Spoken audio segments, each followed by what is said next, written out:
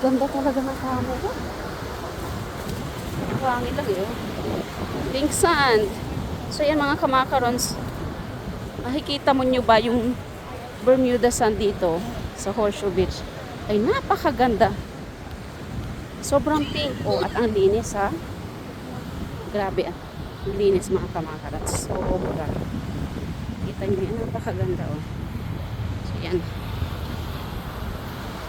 Medyo nagsisiuwian na sila kasi alas 6 na ng hapon. Yan. Ayun sa kabilang banda, ayun ang Baby Beach. Kasi hindi gaanong kalaliman or safe para sa mga kids.